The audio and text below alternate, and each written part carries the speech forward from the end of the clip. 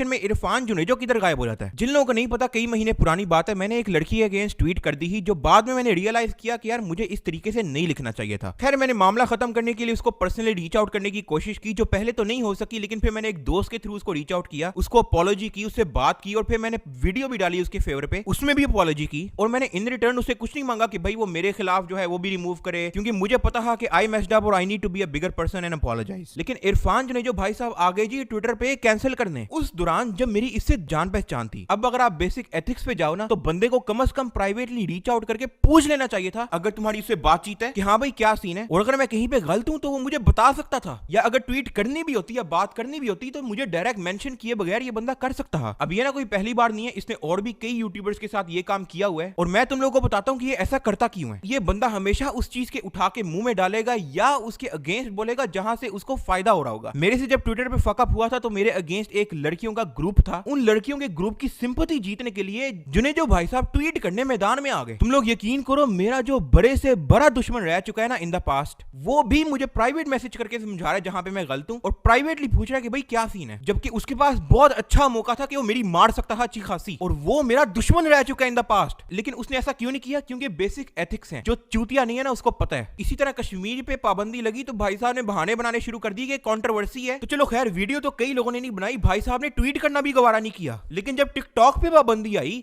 तो टिकटॉकर्स के उठा के मुंह में डालने शुरू कर दी कि शायद आने वाले दिनों में टिकटॉकर मुझे अपना मामू कबूल कर लें, क्योंकि यूट्यूबर्स में तो सारों ने इसको बाइकआउट किया हुआ है, जैसी इसकी हरकतें हैं ना इसको कोई मुंह लगाता है। अब तुम लोगों को याद होगा भाई साहब की स्टेटमेंट थी कि यार मैं इस तरह के टॉपिक पे इसलिए नहीं बात करता क्योंकि किसी का ओपिनियन चेंज नहीं होता, तो इसलिए पॉलिटिक्स और रिलीजन वाले टॉपिक्स पे मैं बात नहीं करता। I will not make a video on Kashmir, क्योंकि मैंने अपनी ज़िंदगी में पहले रिलीजियस और पॉलिटिकल टॉपिक्स पे वीडियो बनाने की गलती की, जो ठीक है, मेक सेंस। लेकिन मुझे ये बताओ कि वो सारे क्रिटिसिज्म वर्दी टिकटॉकर जिसको आज तक इस भाई साहब ने मेंशन नहीं किया, जो टिकटॉकर एक आम लड़की जो उसकी फैन है उसको लाइव स्ट्रीम पे आके काली बोल रहा है, उसका पॉलिटिक्स और रिलीजन से क्या ताल्लुक है? या वो जो मोटरवे वाला इंसिडेंट हुआ था उसमें पॉलिटिक्स और रिलीजन का क्या ताल्लुक है? या उस पर तूने किसी का ओपिनियन कैसे चेंज करना है? या तो होना कि कोई ऐसा चूतिया हो जो रेपिस्ट को सपोर्ट करता हो, लेकिन नहीं, भाई साहब उस बारे में बात इसलिए नहीं करेंगे क्योंकि उसके अंदर कोई यूट्यूबर ना कैंसिल नहीं हो रहा, उसमें किसी यूट्यूबर को गिराने का मौका नहीं मिल रहा, सोशल मीडिया पे कवरेज नहीं आएगी, तो इसलिए फायदा नहीं है। अब हो सकता है कि कुछ लोग कहेंगे उसने इसलिए ट्वीट की थी क्योंकि आप पब्लिकली दोस्त थे उसके साथ, उसने डिसएसोसिएट करना था। तो यार मुझे बताओ, मैंने कब पब्लिकली क्लेम किया कि वो मेरा दोस्त है? सिर्फ इसलिए कि कोई एक दूसरे को ट्विटर पे फॉलो करते हो तो इससे कोई दोस्त नहीं हो जाता। डिसएसोसिएट तो भाई साहब ऐसे कह रहे हैं जैसे मेरी रोज गप्पे लगती है ना, रोज कोलैब आता है इनके साथ। मैंने आज तक इसको अपने चैनल पे फिल्म करके नहीं डाला, उल्टा ये जरूर करता रहा है, वो भी विदाउट प्रॉपर कंसेंट कैमरा घुसाया था मुंह पे। हाँ, प्राइवेटली हमारी बातचीत जरूर थी और एक कॉन्टैक्ट जरूर था, जहां इसकी कंट्रोवर्सी चल रही थी, सारा पाकिस्तान इसकी बंद ले रहा कश्मीर वाले इशू में, सब्सक्राइबर लूज कर रहा, डिसलाइक्स आ रहे, तब मैंने इसको प्राइवेटली इसका जितना साथ दिया मुझे नहीं लगता किसी यूट्यूबर ने दिया उन्हें, तो मैंने भी इसे सेम एक्सपेक्ट किया है। लेकिन वही बात है, बेसिक एथिक्स ही नहीं है। इंटरनेट पे आके अपने आप को नवाब शरीफ दिखा देना, लेकिन पीठ पीछे सब यूट्यूबर्स की बुराइयां, ब्रांड एजेंसीज के पास जाके भी सारे यूट्यूबर्स की बुराइयां, जिसका मेरे पास एक एक सबूत पड़ा हुआ है। बाय द वे हैं कि हुआ क्या था पब्लिक के लिए,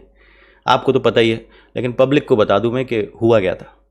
तो सीन्स कुछ ऐसे थे कि एक दफ़ा डकी भाई एक कंट्रोवर्सी में पड़ गए थे, क्योंकि उन्होंने एक लड़की के ख़िलाफ़ ट्वीट कर दिया था और उस लड़की को डेथ थ्रेट्स आने लगी थी। तो मैंने खामोशी के साथ बग़ैर कुछ ट्वीट किए डकी को जहाँ जहाँ से मैं फॉलो करता था वहाँ से अनफॉलो कर दिया, चुपचाप, बग़ैर कुछ बोले, बग़ैर कुछ ट्वीट किए, बग़ैर किसी से कुछ अटेंशन लिए, जिस तरह मुझे एक्यूज़ किया गया। डकी भाई का मेरे पास मैसेज आया व्हाट्सएप पे कि मुझे बड़ा अच्छा लगा कि आपने मुझे अनफॉलो कर दिया और आप भूल गए कि मैंने किस किस टाइम में आपका साथ दिया है, तो गुड रिडेंस। मैंने उनको आराम से बोला अकेले में कि भाई साहब, मैं किसी ऐसे बंदे के साथ एसोसिएट नहीं होना चाहता जो ट्रांसफोबिया फैलाता है, जो मुझसे मॉरल्स की और एथिक्स की बात करेंगे।